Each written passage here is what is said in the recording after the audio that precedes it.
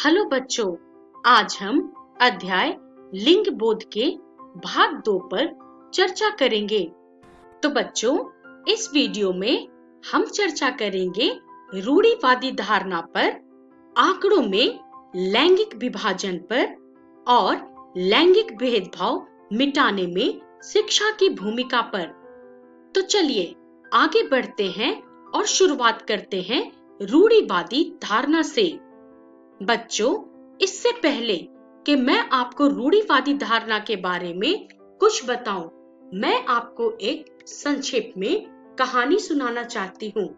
बच्चों, यह कहानी एक छोटे से गांव में रहने वाली एक लड़की रागिनी की है, जो 14 वर्ष की थी। उसके पिता पास के ही गांव में एक दुकान चलाते थे। बच्चों, रागिनी जो है कक्षा 8 में पढ़ती है और वो पढ़ाई में बहुत ही अच्छी है। उसके 2 भाई भी हैं। कुछ दिन पहले उसकी माँ सीढ़ियों से गिर गई, जिनके कारण उनकी पैर की हड्डी टूट गई और डॉक्टर ने उन्हें पूरी तरह से आराम के लिए बोला। इस बात पे रागिनी के पिता ने रागिनी से बोला, बेटा, आप कुछ दिन स्कूल ना जाएं और अपनी माँ की देखभाल करें। रागिनी ने अपने पिता से कहा, पिताजी, भाइयों को भी बोलिए कि वो घर के काम में सहयोग करें, क्योंकि मेरी परीक्षा नजदीक है। पर इस बात पे पिताजी ने कहा, माँ की देखभाल तथा घर के कामकाज वो कहाँ संभाल सकते हैं? उन लोगों को कहाँ ये सब काम आता है? ये काम तो तुम्हें अच्छे से कर सकती हो। अपने पिताजी के मुख से इस प्रकार की बातें सुनना रागिनी को अच्छा नहीं लगा। वो मन ही मन सोचने लगी, पिताजी ने ऐसा आखिर क्यों कहा? पर फिर भी उसने ये तय किया कि वो परीक्षा तो जरूर देगी और उसने परीक्षा भी दिया। लेकिन उसके नतीजे अच्छे नहीं आए, जिसके कारण रागिनी बहुत ही उदास हो गई और बहुत रोई।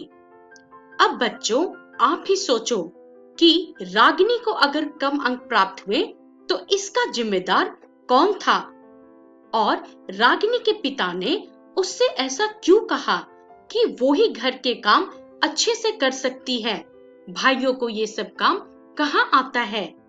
क्या उसके पिताजी का ये कथन सही था?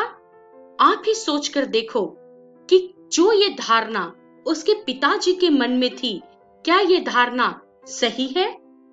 तो बच्चों, इस कहानी के आधार पे हमें ये तो पता चलता है कि समाज में रूढ़िवादी धारणा के कारण ही स्त्री एवं पुरुषों से अलग अलग अपेक्षाएं रखी जाती हैं और ये अपेक्षाएं उनके जीवन में विकास के अवसरों को प्रभावित करती हैं। बच्चों, ये तो सिर्फ एक रागिनी की कहानी थी, पर ऐसी कहानी आपके घर, आपके मोहल्ले, आपके समाज, आपके मित्रों के बीच आम रूप से दिखाई देती होगी। तो जरा इस बात पे विचार विमर्श करें कि ये रूढ़िवादी धारणा कितने बुरी रूप से या कितनी गहरी रूप से हमारे समाज में व्याप्त है और इसको कैसे समाप्त किया जा सकता है। चलिए अब हम आगे बढ़ते हैं और अपनी चर्चा रूढ़िवादी धारणा को जारी रखते हुए हम एक और उदाहरण के द्वारा इस रूढ़िवादी धारणा को समझने की कोशिश करते हैं। तो बच्चों, एक लड़का था जिसका नाम था राम। राम जो है अपने मैट्रिक का परीक्षा फल देख के बहुत खुश था। हालांकि उसे विज्ञान और गणित में अच्छे अंक नहीं मिले थे, पर उसका जो फेवरेट सब्जेक्ट था सामाजिक विज्ञान एवं भाषा, इसमें उसे बहुत अच्छे अंक प्राप्त हुए थे। जब उसके माता पिता ने परिणाम देखा तो वे खुश होने के बजाय उस पे गुस्सा करने लगे। राम जो था वो अपनी आगे की पढ़ाई कला विषय से करना चाह रहा था, लेकिन उसके माता पिता ने पहले ही तय कर रखा था कि वह विज्ञान और कंप्यूटर का ही सब्जेक्ट चूज करेगा। उनका कहना था कि जो कला विषय है अर्थात आर्ट्स जो है वो लड़कियों का सब्जेक्ट है और लड़कों के लिए तो विज्ञान जैसे कठिन विषय ही शोभा देते हैं। उनके माता पिता का सपना था कि वो विज्ञान लेके एक दिन बहुत बड़ा इंजीनियर और वैज्ञानिक बनेगा। पर बच्चों, अपने माता पिता का इस प्रकार का दबाव देख के राम बहुत ही निराश हो गया। उसे समझ में नहीं आ रहा था कि वो अपनी पसंद का विषय चुने या वो विषय चुने जो माता पिता ने उसके लिए तय कर रखा है। तो जरा आप यहाँ पे खुद सोच के देखिए कि उसके माता पिता उसे विज्ञान पढ़ने पे क्यों दबाव बना रहे थे। अगर आप राम की जगह पे होते तो क्या करते? अपने पसंद का विषय चुनते या माता पिता के पसंद का विषय चुनते? तो बच्चों, इस कहानी से हमें ये शिक्षा मिलती है कि पुरातन काल से ही लड़कों को परिवार के लिए कमाने वाला और उत्तराधिकारी एवं बुढ़ापे का सहारा समझा जाता है। इसलिए उनसे ये अपेक्षा रखी जाती है कि वो ऐसे विषय का चुनाव करे जिसके सहारे वो ज्यादा से ज्यादा पैसे कमा सके, तथा लड़कियों को प्रायः बोझ समझा जाता है। वो कोई भी विषय चुने, इस बात से माता पिता को ज्यादा फर्क नहीं पड़ता। इनफैक्ट वो तो चाहते हैं कि बच्चे अर्थात लड़कियां आर्ट्स या होम साइंस जैसा सब्जेक्ट चुने जो उनके गृहस्थ जीवन में उपयोगी हो।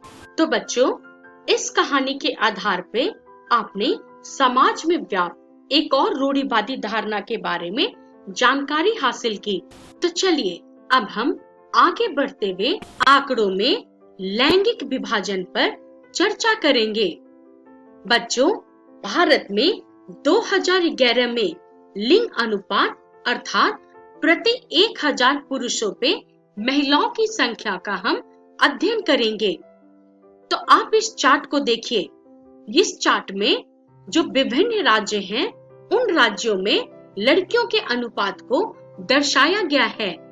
जैसे कि अगर हम केरल में बात करें तो केरल में 1000 पुरुषों पे 1084 महिलाएं थीं। वहीं पे तमिलनाडु में 1000 पुरुषों पे 996 महिलाएं थीं। हरियाणा में 1000 पुरुषों के मुकाबले 830 महिलाएं थीं। झारखंड में महिलाओं की संख्या 947 थी।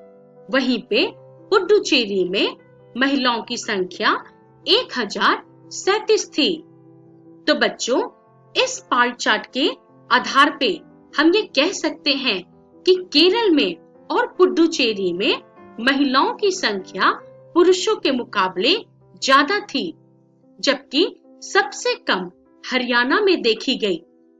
चलिए अब हम आगे बढ़ते हैं और आंकड़ों में लैंगिक विभाजन पर अपनी चर्चा को जारी रखते हैं। बच्चों, अब हम भारत में 2011 में साक्षरता दर की आंकड़ों पे चर्चा करेंगे। बच्चों, साक्षरता दर प्रति 100 जनसंख्या पर साक्षर व्यक्तियों की संख्या को दर्शाया गया है। आप इस चार्ट में देखिए। इस चार्ट में लक्षद्वीप, मिजोरम, केरल और झारखंड में पुरुष, महिलाएं तथा कुल इन सबके साक्षरता दर को दर्शाया गया है। हम एग्जाम्पल देखते हैं झारखंड की। यहाँ ब्लू कलर से पुरुषों में साक्षरता दर, पिंक कलर से महिलाओं में साक्षरता दर और ग्रे कलर से इन दोनों का टोटल दिखलाया गया है। तो बच्चों, झारखंड की बात करते हैं तो वहां पे पुरुष की साक्षरता दर है 78.45% और महिलाओं की है 56.21% और वहीं कुल है 67.63%।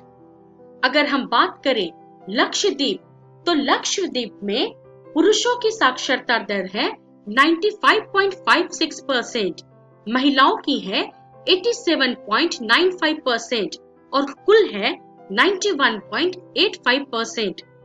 इसी आधार पे केरल की अगर हम बात करें तो केरल में साक्षरता दर महिलाओं तथा पुरुषों में दोनों में अन्य राज्यों से अधिक देखने को मिलती है। जैसे कि केरल में पुरुषों की साक्षरता दर 96.11% है, वहीं पे महिलाओं की साक्षरता दर 92.07% है और कुल 94% है। तो बच्चों, इस आधार पे हम भारत में 2011 में और सभी राज्यों की साक्षरता दर का अध्ययन कर सकते हैं। चलिए अब हम आगे बढ़ते हैं। आगे बढ़ते हुए अब हम चर्चा करेंगे लैंगिक भेदभाव मिटाने में शिक्षा की भूमिका। बच्चों, शिक्षा के प्रचार तथा प्रसार के कारण और व्यक्तियों में और परिवारों में और समाजों में रूढ़िवादिता के कम होने के कारण अब महिलाएं भी पुरुषों के समान शिक्षा हासिल कर रही हैं। शिक्षा हासिल करके अब महिलाएं वैज्ञानिक, डॉक्टर, इंजीनियर, वकील और कॉलेज और विश्वविद्यालय के शिक्षकों के रूप में काम कर रही हैं। बच्चों, अगर हम बात करें फेमस पर्सनालिटी की, तो इंदिरा हिंदुजा, इन्हें कौन नहीं जानता। उसी प्रकार आप लोगों ने नंदिनी हरिनाथ का भी नाम सुना होगा। आपने मार्स मंगल मूवी जरूर देखी होगी। उसमें नंदिनी हरिनाथ की कैरेक्टर को दिखलाया गया है, जो एक वैज्ञानिक हैं। इसके अलावा आपने बछेंद्री पाल का भी नाम सुना होगा और साथ ही साथ कल्पना चावला को तो कोई भूल ही नहीं सकता।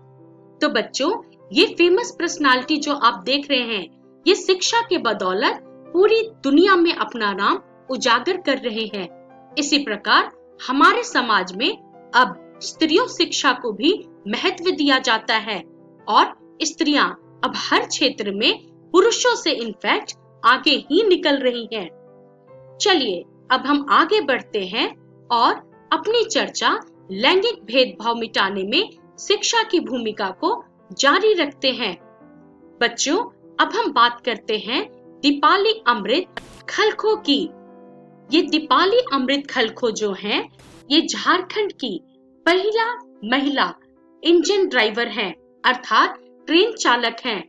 अगर हम बात करें कि उनकी शिक्षा की, तो उन्होंने खड़गपुर से इंजन ड्राइविंग का प्रशिक्षण प्राप्त किया और उन्होंने सर्वप्रथम रांची से लोहरदगा तक ट्रेन चलाना शुरू किया।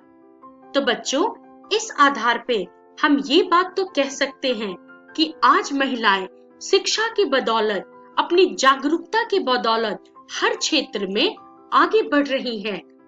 चलिए अब हम आगे बढ़ते हैं और चर्चा करते हैं कि इस वीडियो में हमने क्या सीखा। तो बच्चों, इस वीडियो में हमने चर्चा की आंकड़ों में लैंगिक विभाजन पर। उसके अलावा हमने लैंगिक भेदभाव मिटाने में शिक्षा की भूमिका पे भी चर्चा की और इसका रेफरेंस है राजनीतिक विज्ञान कक्षा 7 की पाठ्य पुस्तक। बच्चों, अगली वीडियो में हम चर्चा करेंगे महिला आंदोलन पे। इसके अलावा हम अभियान और विरोध करना एवं जागरूकता बढ़ाने पे भी चर्चा करेंगे। हम जल्द ही मिलेंगे, तब तक के लिए धन्यवाद।